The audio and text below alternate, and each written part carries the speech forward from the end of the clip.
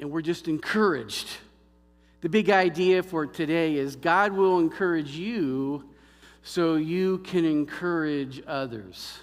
God will encourage you so you can encourage others.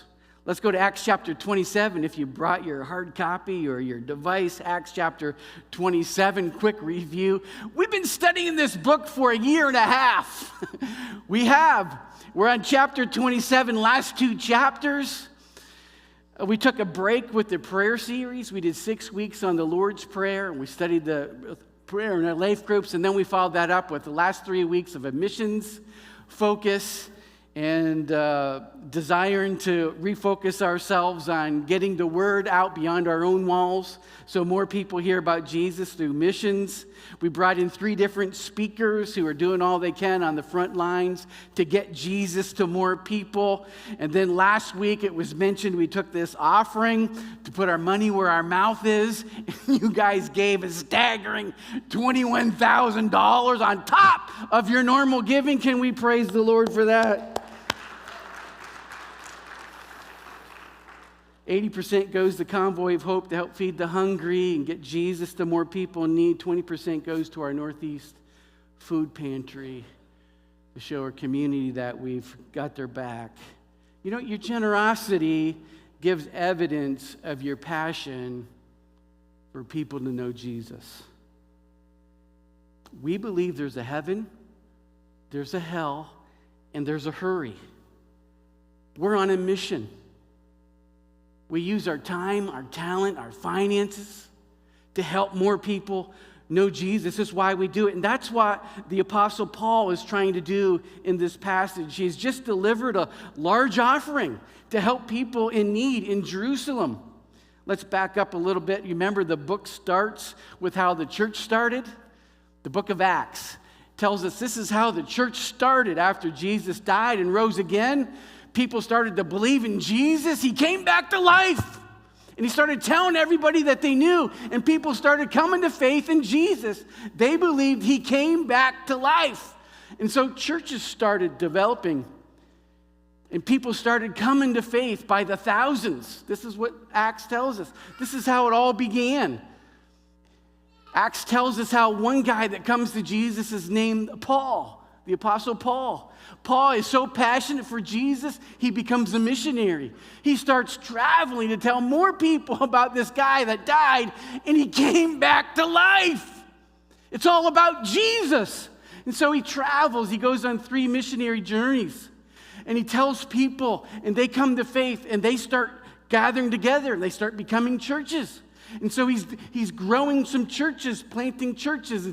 And these people are getting on fire for Jesus, telling more people about Jesus. And his 3rd missionary journey, he visits some of these churches that he planted, and he collects offerings to take back to Jerusalem to help people that are really struggling. And so they're backing up their faith in Jesus with their finances too. You see on the map there, okay? These are real places you can go today. And we have a record of how this all happened through this guy named Luke. Luke wrote this book. He was an eyewitness.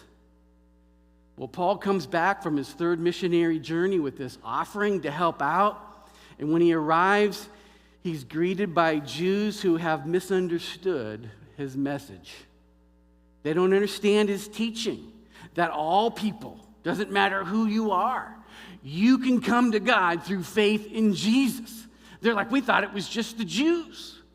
He's like, no, anybody who puts their faith in Jesus can be right with the Father. And due to the misunderstanding and blatant rejection of his preaching and his teaching, how many know not everybody listens? Not everybody listens. No, not everybody believes. Those that didn't believe and they had a hard time with his message, they end up putting Paul on trial because he's causing a disruption with his beliefs, his Christian beliefs. And so he's put on trial and he's being sent to Rome for his final court hearing. What they don't know is that this is all in the providence of God. God is using all these events to ultimately get the message even further, all the way into Rome. Remember, Started in Jerusalem, Judea, and the ends of the earth. This is what's happening. Paul's going to get the message of Jesus all the way over to Rome. So he's a prisoner, and they put him on a ship for his final trial in Rome. This is where we pick it up in chapter 27. By the way, so I'm just going to walk you through this ship journey. We're just going to process the scriptures together, and you'll see how it's true that this is the most detailed account of a ship voyage we have in all of ancient literature. It's amazing the detail that we have here, and it's largely because the guy who's giving us the details was on the boat, Luke. He was with Paul. And so we're going to walk through this together, and we'll get to a place where hopefully we can pick up some principles that'll be encouraging for you today. Verse 1. When it was decided that we, Luke and Paul, would sail for Italy, Paul and some other prisoners were handed over to a centurion named Julius, who belonged to the imperial regiment.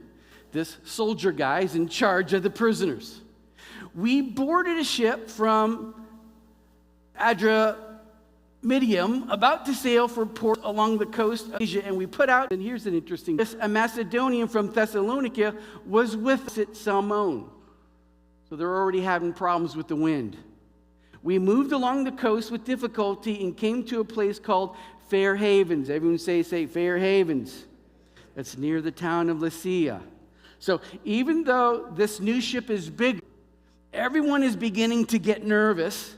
Later we'll learn there are